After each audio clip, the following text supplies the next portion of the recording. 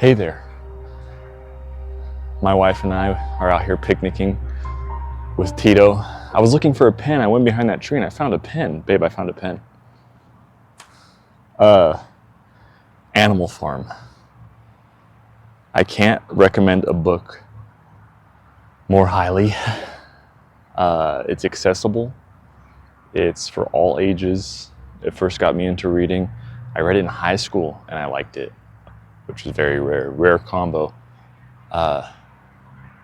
All types of animals on a farm are sentient, they're humans, and they all have big personalities, they're caricatures.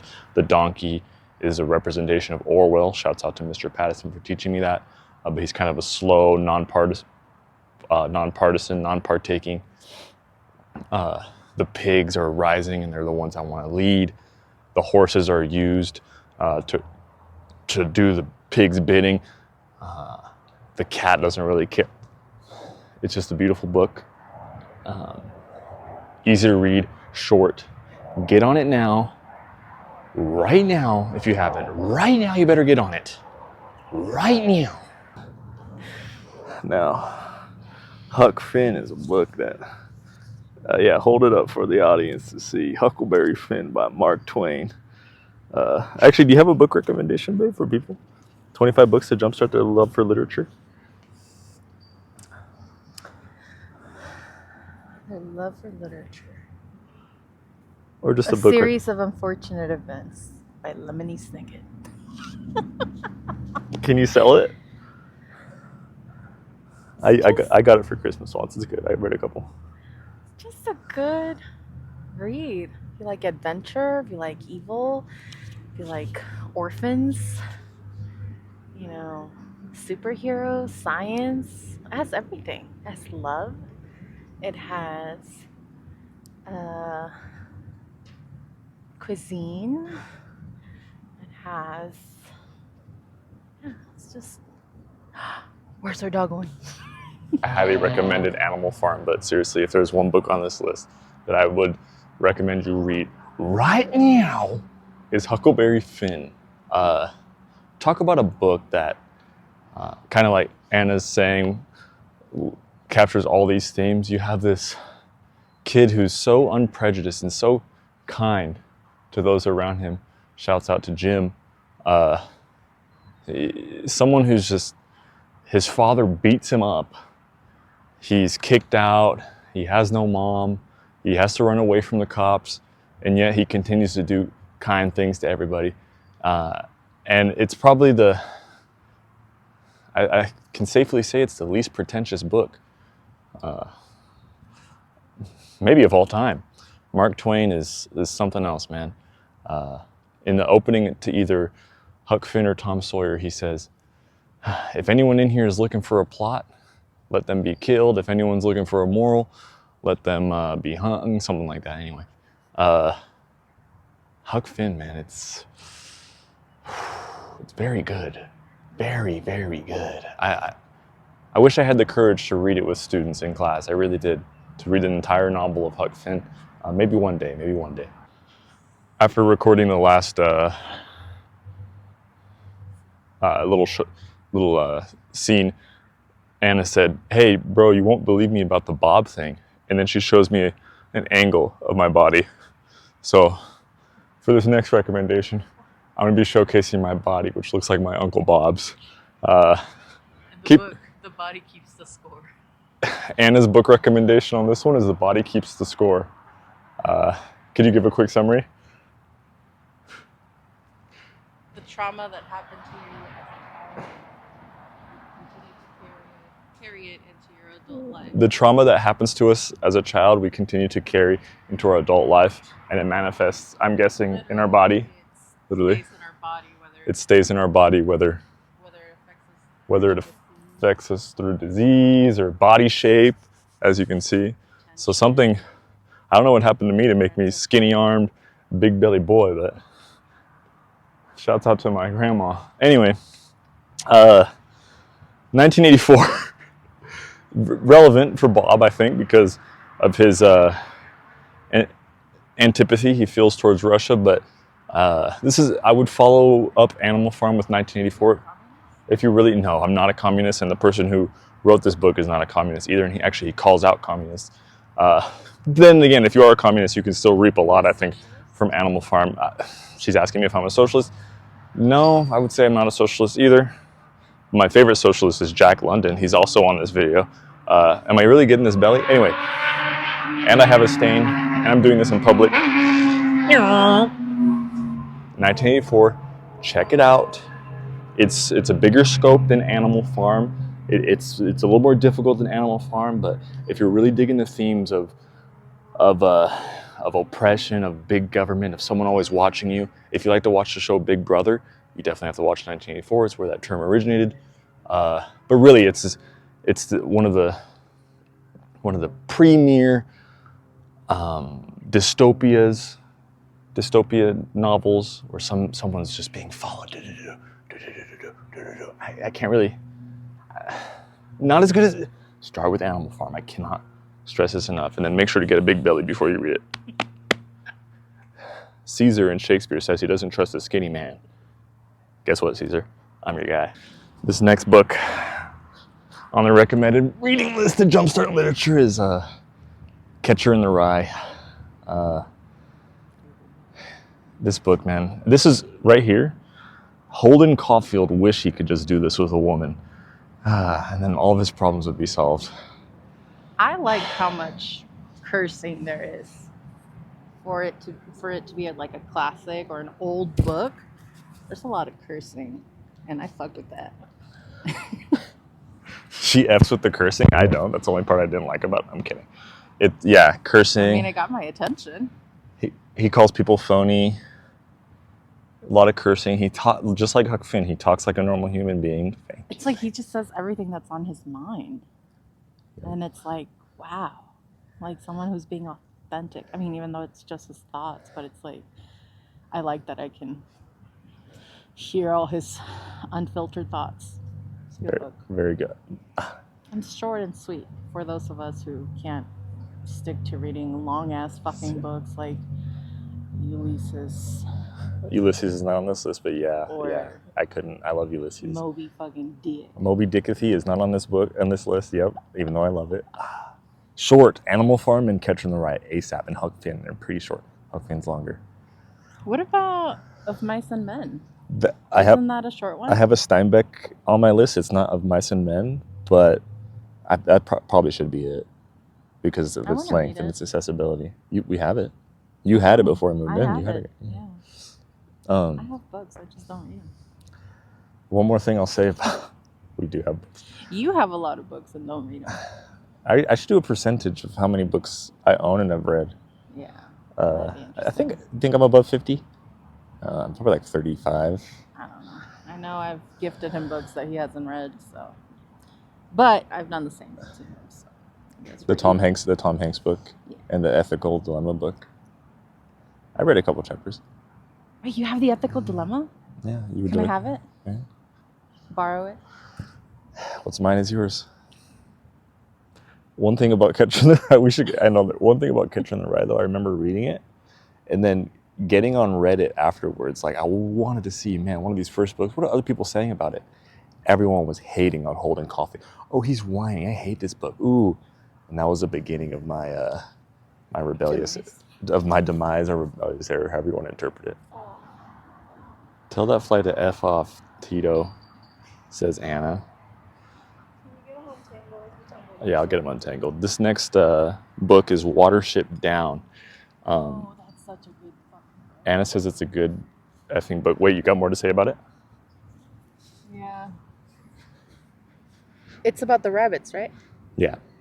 So we got into reading it because we were told as students that it was heavily based on like the Holocaust. Oh. Yeah, so I could see that. We read it from that perspective of being like displays, killed. The bunnies being the Jews, right? Yeah. Yeah. Which is now applicable to our current situation. Where now the Gazans are the bunnies. Very, very I don't even know what to call it, disturbing book in a sense of like, you start reading, you're like, oh, cute, bunnies. And then it gets very fucking real very fast. And it's tragic, and you get really involved in these bunnies' lives. They're dying. You do. Shouts out Strawberry. It's one of the few that I can remember. I need to reread Probably it. one of the best books I've read. Did you ever watch the movie? I haven't. No, We should watch it because okay. apparently it's really good from the 70s. I'm down. Yeah. From what I know, or will remember. Best book I read in 8th grade. Anna's best book she read in 8th grade. I didn't read it till I was freaking 20. I'm so slow. I'm such a slow learner. Oh, there's a fly on Tito's nose. Yeah, giving the bunnies characterization, making them human. It's a big theme with these accessible books, just like Animal Farm. Like animals that are human. Just that idea alone goes a long way, I think. But really, yeah, following it, you get such an attachment for Kill a Mockingbird. Fiverr to Kill a Mockingbird. Feel bad for the bird the whole time. Just kidding. There's no bird. Anna just said she feels bad for the bird on To Kill a Mockingbird the whole time. But the funny thing is, like, oh, well, where's the bird? Dang it, I need to reread To Kill a Mockingbird to see what the meaning of the phrase was. But there is no bird. I got a fart. To kill a mockingbird? What do mockingbirds do? What do mockingbirds do? They mock. sing. They sing. So to kill someone who's... That's just saying the truth. Someone who's...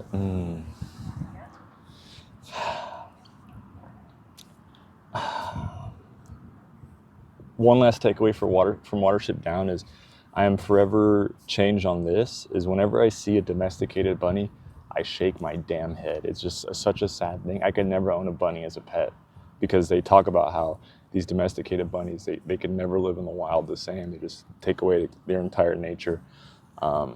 Sad stuff. Check out the movie. It's longer, way long, but it's the book I've gifted most in my life. I've gifted it 3 times, but it's long. This next book is another book that personifies, that's the word I was looking for, animals. And it's The Call of the Wild. And actually, it doesn't necessarily personify so much as an animal farm, because it keeps them dogs still. They're still dogs that obey humans. It kind of sticks with that as a character. But The Call of the Wild by Jack London is a book I hadn't read until I was 24 or 25. It's more of a adolescent book, but I still repped a lot from it. And yeah, it's halfway lengthwise. It's halfway between Animal Farm and Watership Down, and you follow a dog who is a sled dog, and for a while he climbs the ranks and ends up becoming the best sled dog. They have the best sled dogs, but it gets to a point where he slowly becomes more natural. I don't remember much because I did speed it in grad school for a paper. But definitely check it out. I do think it's a good formation, some good formation here. Hey, Georgie. This next book recommendation is special to me and to my dear family and friends. Stephen King's It. One of the scarier books I've read. Doesn't help that I was already scared of the movie. And this might not have made it to the list had I not gone camping with my friends recently and listened to chapter 3 of the audiobook for 3 consecutive nights, unable to get through any of the nights because not only was it late, but frankly, we had to keep rewinding it because it was that darn jam-packed with character. This fits a weird slot on the list because my main criteria for this list is the book accessible? Will the book survive for 50, 100 years? So is it literature? This is a long book, and I do think it will survive. And if you can get through it, ooh, it, hold up, wait a second, this white clown, this abyssal, hold the M, force, counterpoised from the turtle, hold up, wait a second, every 27 years, jeepers creepers, Jesus Christ, mister, what's happening? Hardy har har, hardy har, shouts out to all my Hebrews. Speaking of Hebrews, this next book recommendation is the Hebrew Bible. And on one hand, you can go straight through it from Genesis all the way until the end. What's the last book of the Hebrew Bible? However, I have four books. Genesis, which is a book. Exodus, which is a book. Ecclesiastes, which is a very small book. You could start with Ecclesiastes. Go back to Genesis, Exodus, and then Job. Those are my 4 books. A lot to say here. There's a lot to say. First of all, why don't you want to see what people are talking about? If you ever want to, why don't you go straight to the horse's mouth on that one? My experience with the Bible is a weird one. I was suffering back pain in my early 20s, and I picked up the Bible, and I kid you not, about a month into reading it, my back pain went away. Strange thing. Or is it a stranger thing that now I don't keep reading it continuously? I haven't read my Bible in a couple months. I'm not counting Moby Dick, because honestly, some people would count that, especially with an upcoming video that you're going to see from me on the sermon. But yeah, check out these books. Just read them once, see what people are talking about, and start with Ecclesiastes. You'll be pleasantly surprised at what you see in Ecclesiastes. Pleasantly surprised.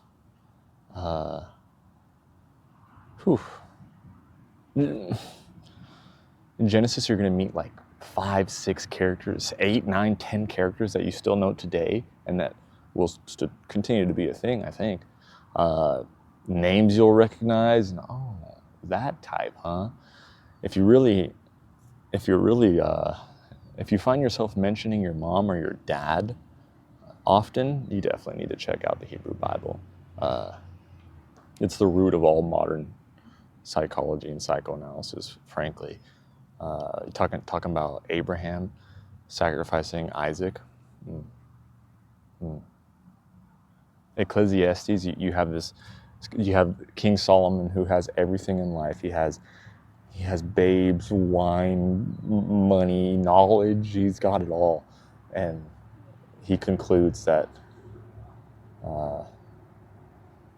I'm gonna die just like my dog Tito is gonna die. We're both going to the same place,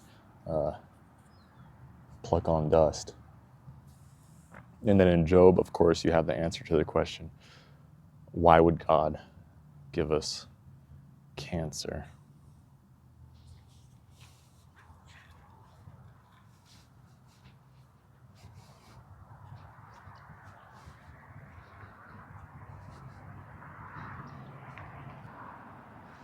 Next up, we have Tolstoy's Gospel in Brief. I've already made an entire video about this, about 50 minutes long. That's hidden in my Civ 5 Let's Play. I'll link it in the description below. But what you gotta know is it's basically the New Testament, or the 4 Gospels, shrunken down and put in such a bite-sized compendium by Leo Tolstoy. And his reasoning is he wants to convince people who really won't be convinced by reading about miracles or the raising from the dead or the Holy Spirit.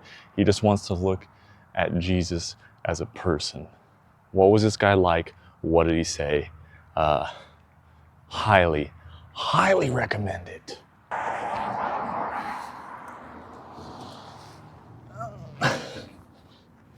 For our last 3 books, we're returning to Greece, the foundation of beauty. Yeah, several thinkers have alighted on this truth that if you truly want to, if you just want to find out what beauty is, baby, you got to go back to Greece. You got to go back. Even as I'm walking over here, my mind is alighted with so many ideas. What can I say about these books? Just flashes. I'm being gigawatted on the way over here. The 3 books that I'm going to recommend to start with Greece are nothing that you haven't heard of before. Iliad, Odyssey, and Oedipus Rex by Sophocles. That last one, first 2 by Homer.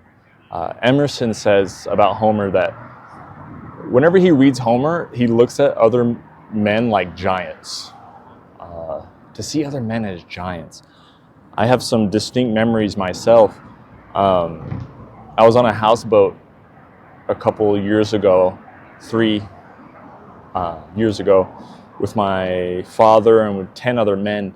And I remember on the 2nd or 3rd night, we were all on the top deck playing poker, half of us shirtless. I had recently gone downstairs, and my Uncle Ernest, like Nestor, was playing the toad on the couch like he was some part of a quest. He was conked out with his big belly. I said, where am I? Where am I? I went back up to the top, and we were all just pixelated, to say the least. And I'm swaying there on the boat. Everyone's laughing, passing beers. Whoa, whoa. And I'm thinking about Odysseus quite a bit. Like, okay, I'm out on my boat. I'm going to return to my wife. And I said, wait, I want to marry Anna. I want to marry Anna. And I came to this conclusion. I wanted to marry Anna. Right when I came to that conclusion, my dad turned to me and he said, you want some nuts?